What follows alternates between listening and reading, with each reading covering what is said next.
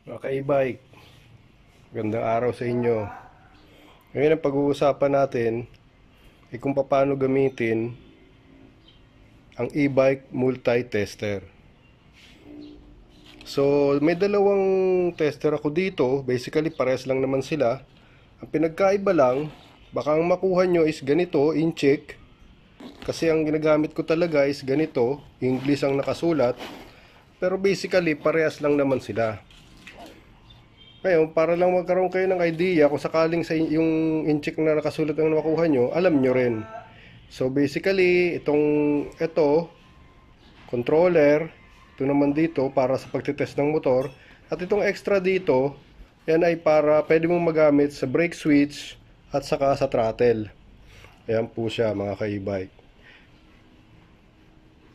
Sa kabila, yung sa incheck, ganun din siya. Hindi lang natin mabasa, pero basically ganun din ang function niya. Pati yung kasi yung loob naman nito parehas din eh.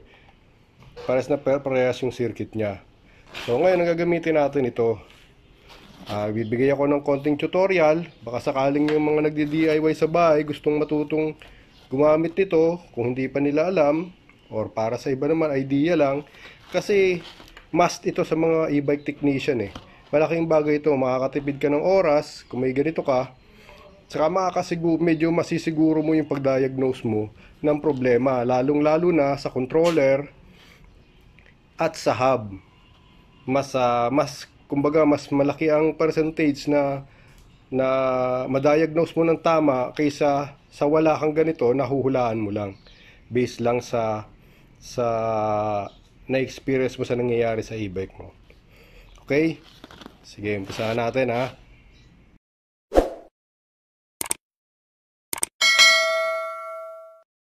Dito mga ka-e-bike, ang gagamitin nating sample ito, meron ako ritong Racalino na pinalitan ko na, nasira na yung gauge niya, pinalitan ko na lang muna siya ng voltmeter. Salukuyan siya naka LiPo 4 ang battery ginagamit ko rito, pero medyo matanda na yung LiPo 4 na yan. So papakita ko lang sa inyo nitong unit na to, ayos na.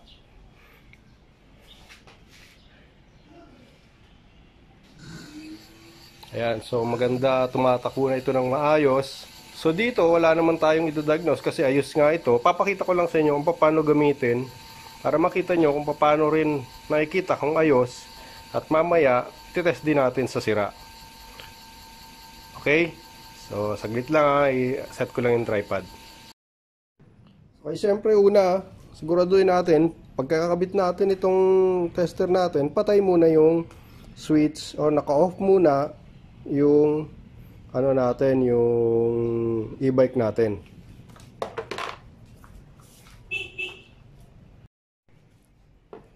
Ang una nating iti-test ay yung hub.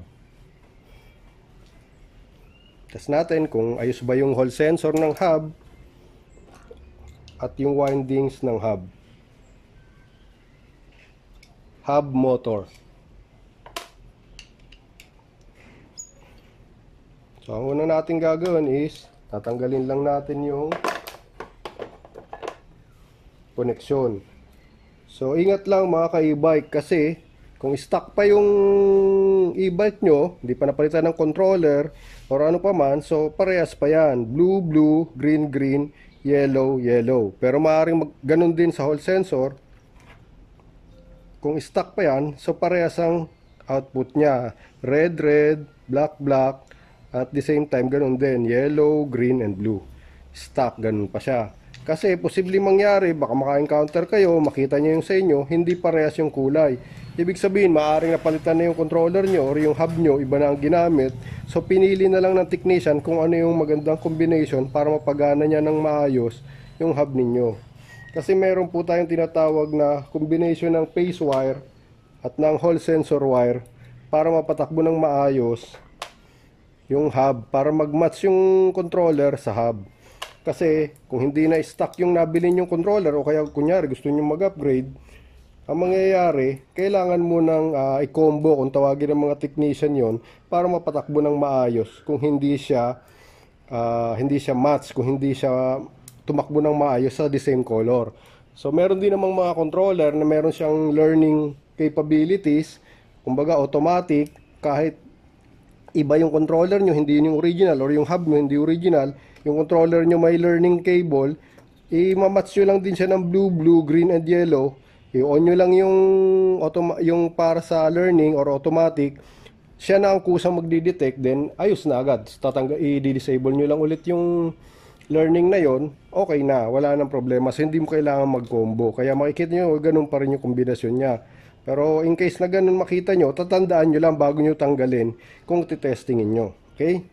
So dito tayo mag-umpisa ngayon sa hub motor. Ngayon, ang gagamitin natin, since ang titestingin natin is yung sa motor, ang gagamitin natin itong linya na to, yung para sa motor. So sa motor, meron siyang, ito yung para sa hall sensor, ito naman yung sa phase wire. Kung mapapansin nyo, mga ka-e-bike, ang original kasi yung connector, yung ganito, yung malaki, usually mga Romay na e-bike, ganito yung connector nila para sa para sa hall sensor ng motor. Ito kasi yung standard. Pero yung sa Romay kasi iba, kaya inadapt ko na lang siya para magamit ko siya sa mga standard din. At the same time, pwede ko rin siya magamit sa Romay. So ito muna ang tetestingin natin.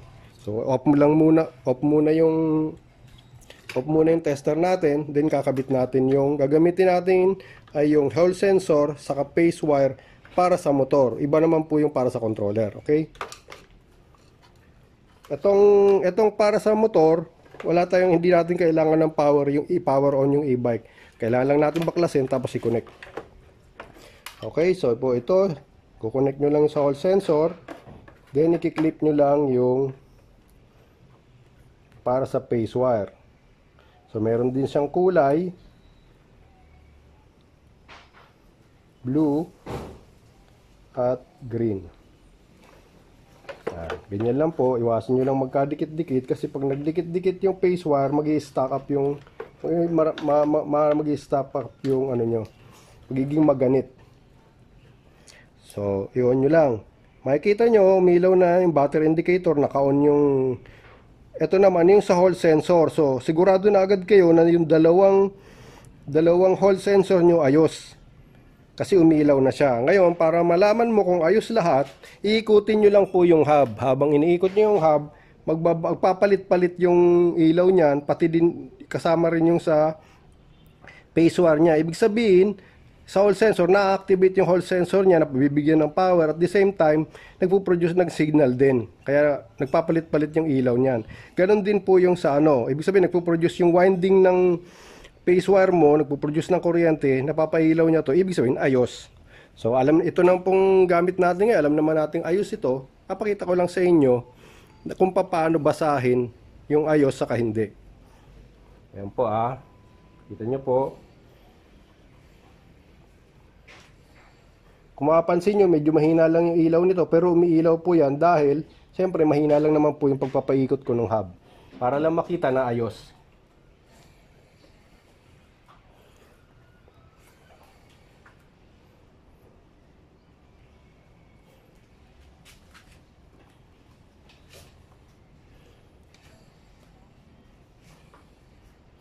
Hindi ko lang po alam kung nakikita nyo nakikita nyo umiilaw itong sa phase wire, pero may ilaw po yan. Buwan ko pong ilapit. Yan. Okay po.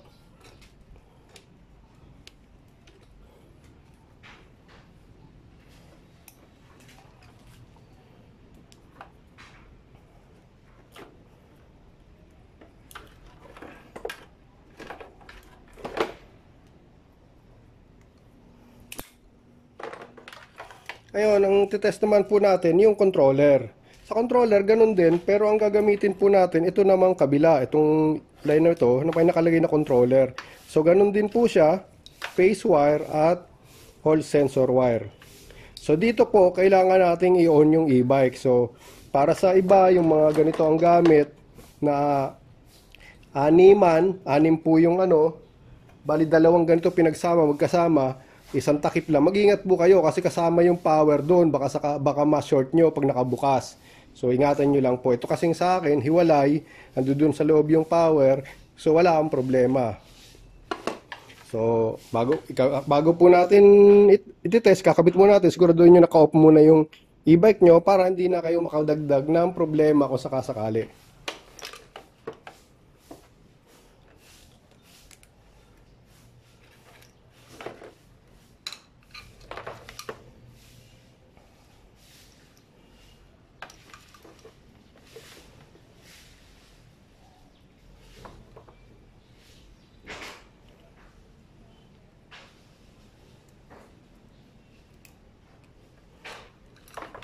So, ayan po, nakabit na siya.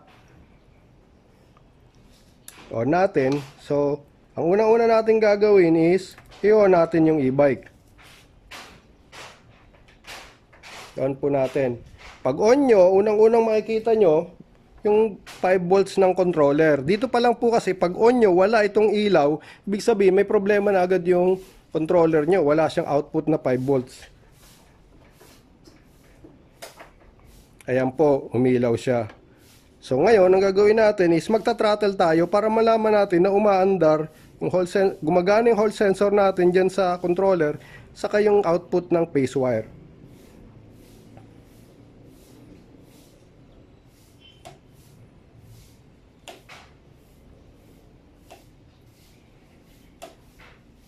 Pitik-pitik lang po yan sa throttle. Makita nyo lang na lahat yan umilaw kasi tuwing piga nyo po magpapalit-palit yan ng location dapat kasi yung signal na binibigay ng controller hiwa-hiwalay po yan tuwing iikot yung hall sensor nyo sa magnet. So tatlong test lang po makikita nyo okay na kung umilaw naman lahat ng set na yan, so mapapatunayan nyo ngayon na okay po yung controller nyo. Okay? Okay po.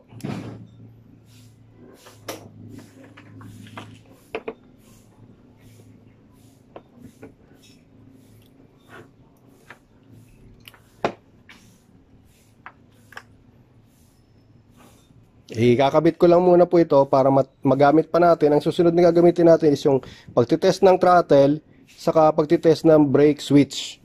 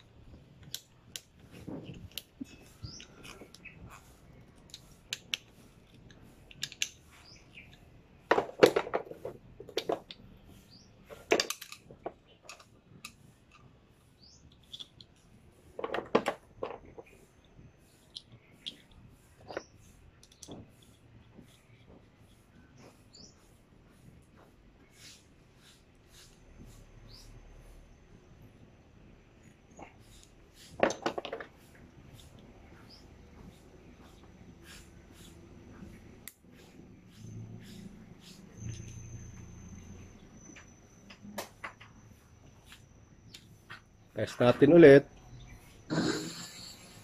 So, ayan po, gumagana pa rin siya. Buti naman, wala nasira. Okay po. Sige po. Ito pong makikita nyo, yung extra dito na sinasabi ko. Ito po ay pagtitest ng throttle at pwede nyo rin gamitin pang-test ng tawag dyan, ng switch, ng brake switch. Paano po siya gamitin? Ganito lang din po. Pwede nyo po yung gamitin dito mismo pwede nyo pong siyang i-testing mismo dito sa my controller, kasi nandito na rin lang bukas, kaya lang ito po centralized itong ano nito eh, hindi nakahiwalay yung throttle, hindi siya nakahiwalay, kaya gagamit na lang po ako ng hiwalay na throttle para matesting nyo lang. Pwede nyo kasing testingin yan dito sa throttle mismo, susundan nyo lang yung wire ng throttle dun sa loob. Ito medyo mahirap baklasin po yung mukha nito, kaya gagamit na lang tayo ng hiwalay, throttle na nakahiwalay po. Kukuha lang po ako, sandali.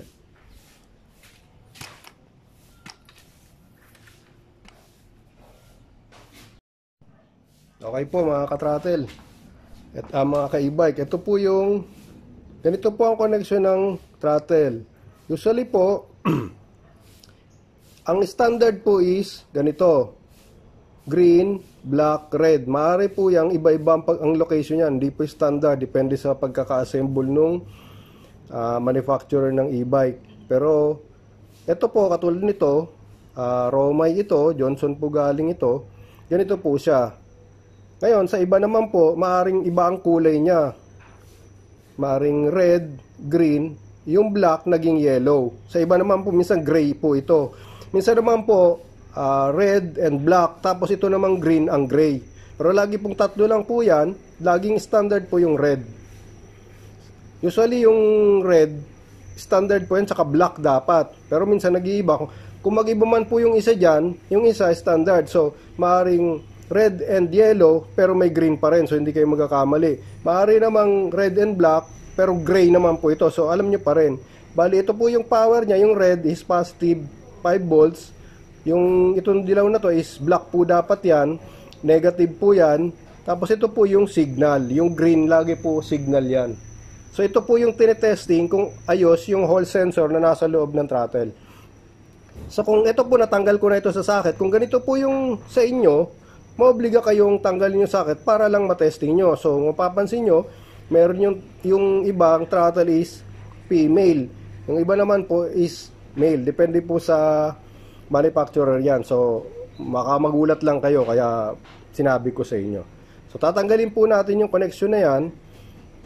Siguraduhin nyo lang po, tandaan nyo yung location niya para pagkabit nyo dun sa pinanggalingan niya is hindi magkabaliktad.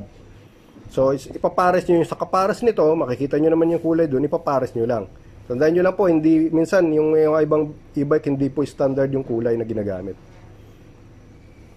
So, kailangan nyo lang po ng ito, yung manipis na screwdriver. Dati ang ginagamit ko is aspile or malaking karayom na malaki, kaso mas epektibo kung ganito, mas madali.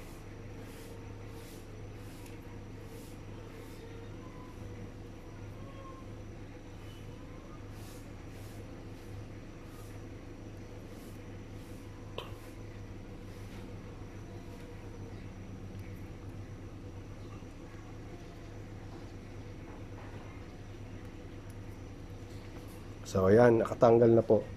So, ito po, sigurado, itong throttle na ito pang ginagamit ko sa pagsiservice, pan-testing, ayos po ito. So, ito muna po natin tetestingin.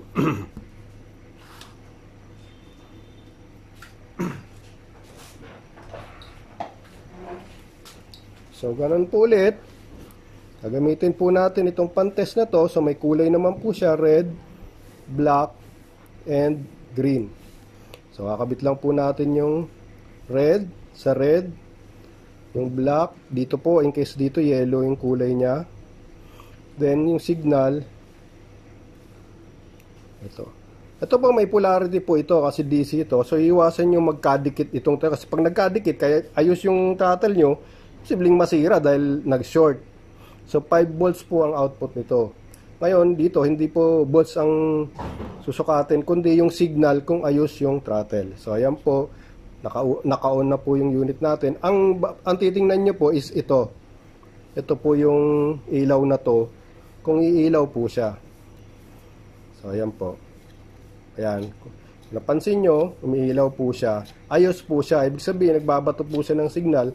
Ayos yung throttle nyo. Pag wala pong ilaw yan, sira yung throttle nyo. Nakikita nyo po ba?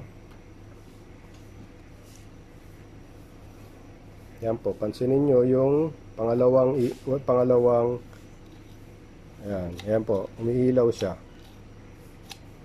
pag iniikot yung throttle. Okay?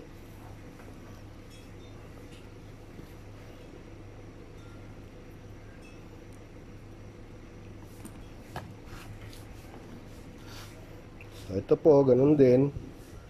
Test natin.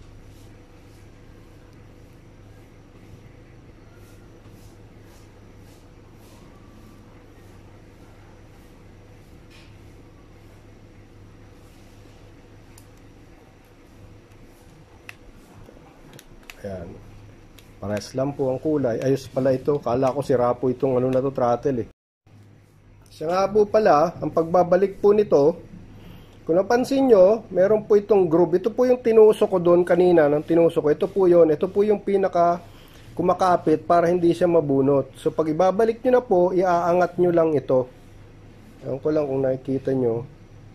Yan. Ayan po, meron siyang parang groove dyan. Iaangat nyo lang po yan. Yan. Iangat nyo lang po siya.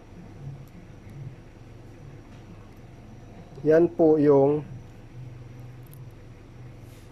kumakapit pa doon sa casing niya sa socket para hindi mabunot.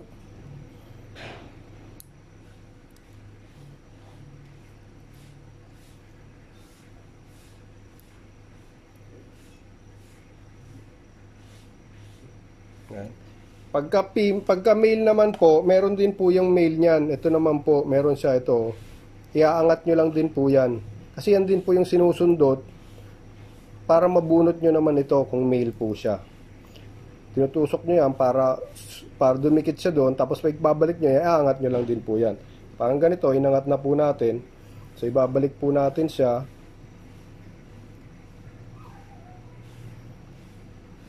Kung nasaan po yung may uka, yung pinagsundutan nyo, ito, dun din po nakaharap yan.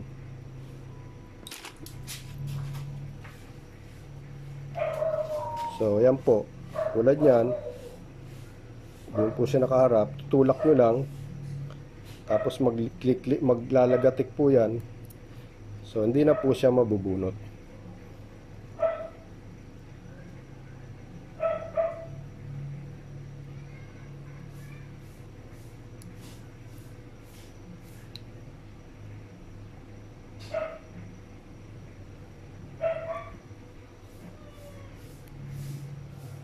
Okay po, ayan. Hindi na, matibay na po siya.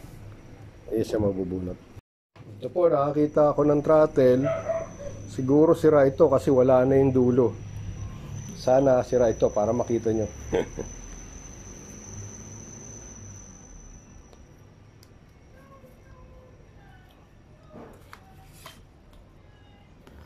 So, ito lang naman po ang kailangan natin. Itong dalawang wire na po nito para ito sa switch. So kung yung throttle niyo po merong pang isang switch dito para dun sa speed na 1, 2, 3, ito po para sa atras at abante. Ito po, atras sa abante po yan. Ito po yun, dyan. Ngayon kung meron pa pong isa ritong switch, makikita meron pa po tatlo. May nakahiwalay ditong tatlo na may socket din. So ito lang naman po kailangan natin. Ito lang po yung gagamitin natin.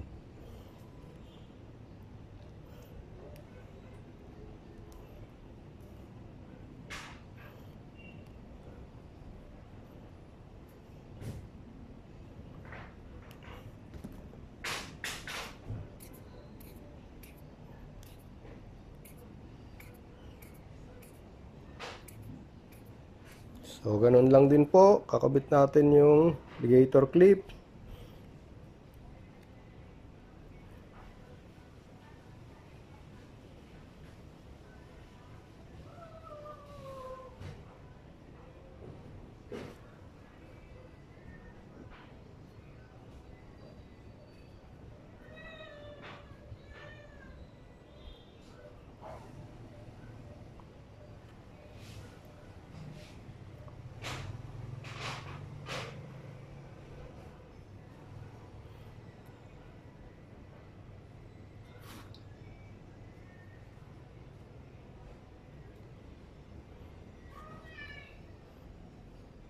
Ano po.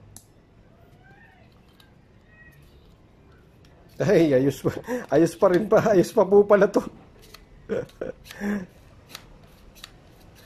Ayos, nakita niyo po, yan, umiilaw po. Ayos pa pala tong throttle na to. Mukhang wala na, tap. Ayan po, pasensya na, wala na po akong makitang throttle na sira. So, susunod naman po natin iti-test. Basta, basically, ganun lang naman po yun. Pag hindi umilaw, sira yung hall sensor ng throttle. So, yung hall sensor po,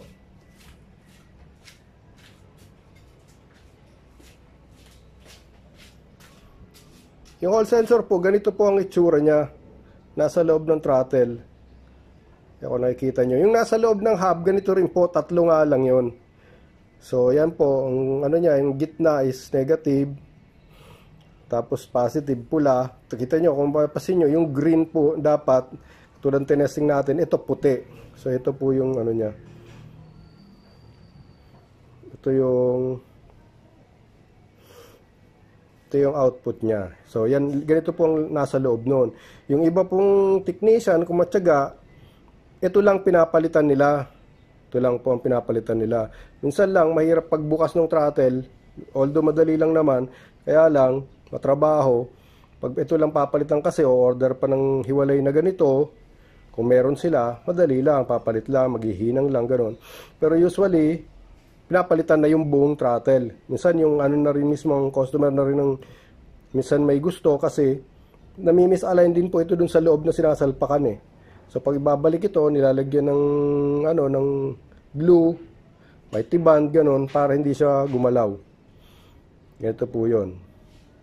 So para ito naman kung nakahiwalay po ito para matesting nyo, kailangan nyo po ng supply na 5 volts o kaya kung may ganito kayo, okay na. So para matesting nyo ito, kung wala yung throttle, gagamitan nyo naman po ito ng magnet. So pakita ko na rin sa inyo kung paano.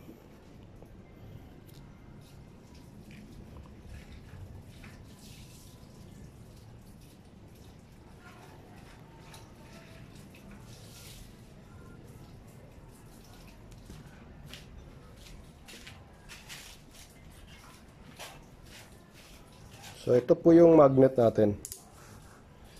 Ayan po, magnet. So katulad din, didikit nyo lang po yung positive.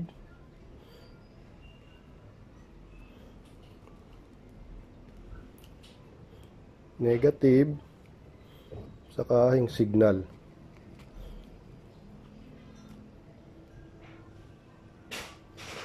Ayan. Tapos yun natin yung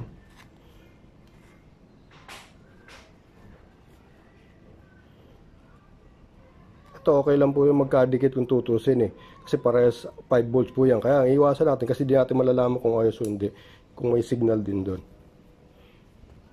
Ito katulad nito sira po ito kung mapapansin nyo po nakailaw na agad. Hindi, naka-close po itong na to, close circuit itong na to, ayan. Mapapansin nyo, pag dumaan sa magnet, meron po kasi nito parang normally open, saka close. Ito po, pag may circuit siya, close siya, so may ilaw. Mapapansin nyo may ilaw. Pag piniga nyo yung throttle, nawawala siya dun sa lugar ng may magnet. Kaya humihina siya. Ganito po yan, oh. Lumalayo. Habang lumalayo ka, lumalakas. Pag lumalapit naman, humihina. Ewan ko lang kung nakikita nyo yung sana nakikita nyo yung ilaw. Po, yan. Ganito rin po ang pagtitest ng transistor sa loob ng hub. Kasi pares lang naman po ito eh. Hall sensor po. Yan, sana nakikita nyo. Teka, ilalapit ko lang.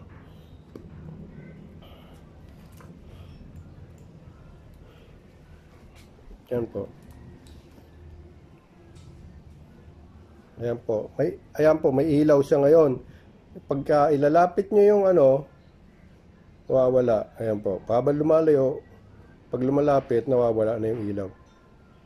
Lapit na malapit, wala na pong signal halos. Napupunta sa controller. Kaya isipin niya, nakabitaw na kayo sa throttle. Ayan, ganyan lang po. So far, ayos pa din po yung tinesting. Okay po. So, doon na po tayo ngayon sa brake, pagtitest ng brake switch.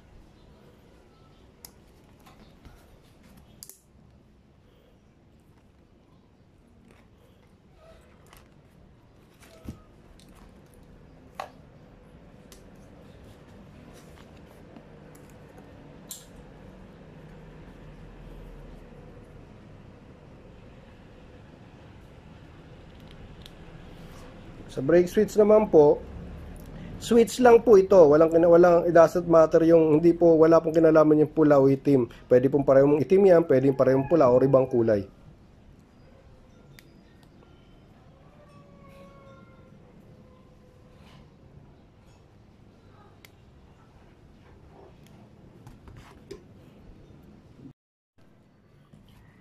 So yan lang po, dalawang wire lang po yan. Ito po yung mga brake natin. Ito pang kaliwa po. So pag nagbi-brake po kayo, ito po yung brake switch. Brake switch po ito na tinatawag din na brake sensor. So pag nag-brake po kayo, yung switch na yan, umaangat po siya. Pagko-close po yung switch na yan, magbibigay ng signal sa controller ng voltahe, 12 volts or 48 volts kung 48 volt system kayo, para malaman ng controller na nakapindot kayo. Titigil ngayon yung pag-ikot ng motor. Kaya importante po ito kasi pwede po itong i-disable eh. Kunyari, sira po siya, hindi kayo aandar. Pag sira po ito, kahit nakasarado yung nakasarado yung brake nyo, kahit hindi kayo nakapiga, pag sira po ito, iisipin, nagbibigay po siya ng signal kasi naka-close eh. Nagbibigay po siya ng signal sa isipin ng controller, naka-brake kayo, kaya hindi kayo aandar. Kaya ang ginagawa, pag sira po ito, dinidisable, tinatanggal yung nasa dulo nito, di-disable nyo lang sa saksa. O kaya iba, pinuputol na direkta kasi papalitan din naman. Puputulin na lang para makalakad lang po kayo. Pero hindi po advisable na lagi naka-disable po ito. Kasi ang purpose po nito is mag-brake kayo. Ngayon pag wala po kayong ganito, naka-brake na kayo, maandar pa rin yung motor nyo. Kung di nyo napansin, nakapiga pa rin kayo sa throttle, aandar pa rin po kayo. Kung malakas yung motor nyo, aandar pa rin kayo. Ngayon, o kaya, kung hindi naman, pwedeng masunog yung yung motor nyo kasi naka-brake kayo, umiikot pa rin siya, pilit pa rin siya umiikot kasi walang signal na nagsasabi na tumigil muna siya sa pag-ikot. Iinit po yung nyo, pag nakalimutan nyo nakalimutan yung bitawan yung throttle, for example. So, yun po ang purpose nito. Electronic brake din po ito para sa controller. Okay, so ang pagtitest naman po nito, kung mapapansin nyo, mayroon po siya sa loob. Hindi ko na alam kung kita kasi yan po. Meron po yan siyang parang parang pin. Na pag nakalusot po ito, tutulak niya siya dyan, tutulak niya. Pag nakatulak po yan, sabihin naka-engage yung switch, open po yan kasi normally close ito eh. Pag sinarado nyo ito, magiging normal ulit siya, magiging close, so magkakaroon ng signal. Para i-test naman po ito, gagamitin din po natin yung tester natin. So dito, ang pagtitest po nito, wala po itong kahit bali-baliktad. Yung red saka green lang po ang gagamitin natin. Kasi para lang malaman na yung linya ay buo. Either walang putol yung line or yung switch ay buo. Ayan po. So, ang titingnan nyo pong ilaw, yun din yung ginagamit din natin sa grip. So, katulad po niya, wala siyang ilaw kasi naka-disable siya. Pag in-engage nyo yung brake, ayan, umiilaw po siya. So, dyan pala, malalaman nyo na ayos yung brake switch nyo. So, kunyari, ayaw umandar ng e-bike nyo, hindi po sa brake switch kung ayos yan. Dalawa po yung kabilaan, iti-testing nyo po. So, yan naman po. Yan ang kumpletong gamit na pang-test ng ating ang e-bike multi-tester. So, yan po ang mga pinagagamitan niya. Ginagamit po siya pang-test sa controller, sa hub motor, sa throttle, at saka sa brake switch. So, apat po yan na na functions ang itinetest nito. Actually, pwede nyo rin po siyang gamitin na pang continuity test, katulad nito. Ganito lang, ito lang po ang gagamitin nyo. So, gusto ko nga po itong i-modify, lalagay sa voltmeter para ito na rin pag-test ng voltahe. So, okay po. Yan po, mga ka-EB, sana may natutunan kayo. Salamat! Ito po, mga ka-EB, magsiset up ako ng sira na controller para malaman nyo kung ano naman ang resulta pagka sira. So basically, yun lang, di ilaw. O minsan sa umpisa pa lang, alam nyo na, walang power yung 5 volts ng controller. Alam nyo na, sira na yan. So ito, hindi rin siya iilaw pag sira. Nag-set up ko ng sirang controller.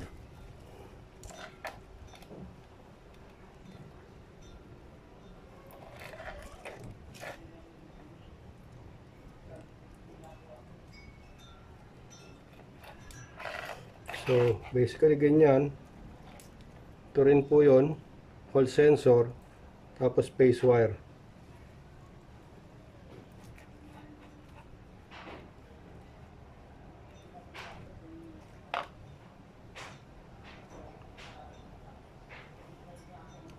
Tapos throttle, ito lang naman kasi ang kailangan natin dito, throttle.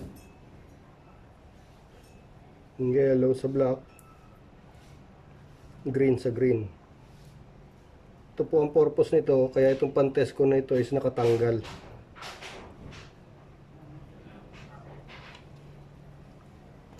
Yan po. Tapos ang gagamitin natin is power.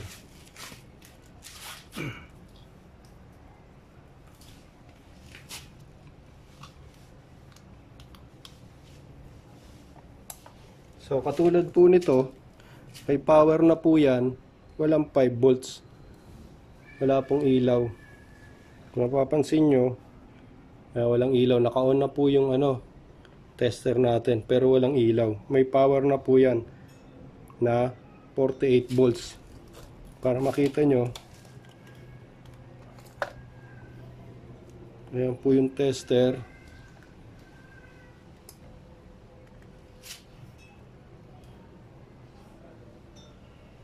Ayan. May power na po siya na 52 volts. Pero yung controller wala pong power. So yan, ganyan. Isa sa mga pag-test na sira. So titingin pa rin po ako ng ibang controller na mag-iilaw ito pero hindi gagana ito. Dahil lang po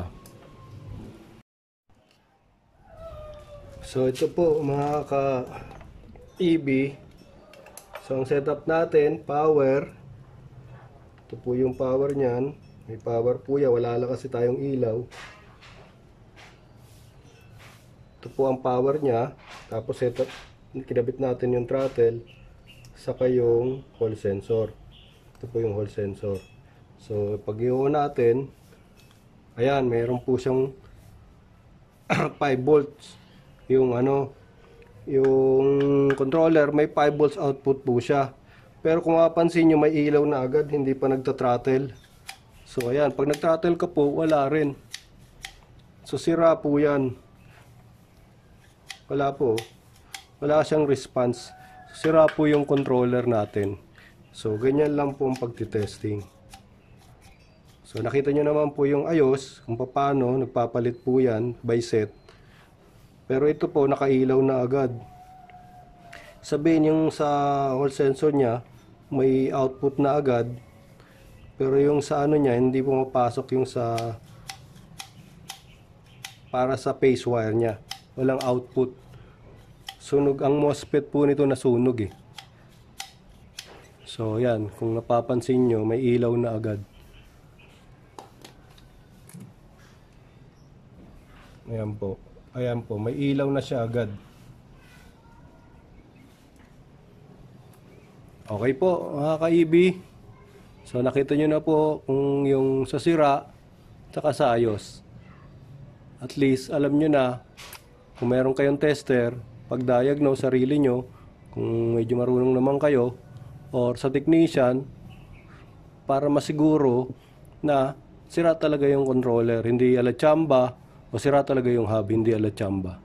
Okay po, salamat po sa inyo. Like and subscribe na lang po mga ka-EB.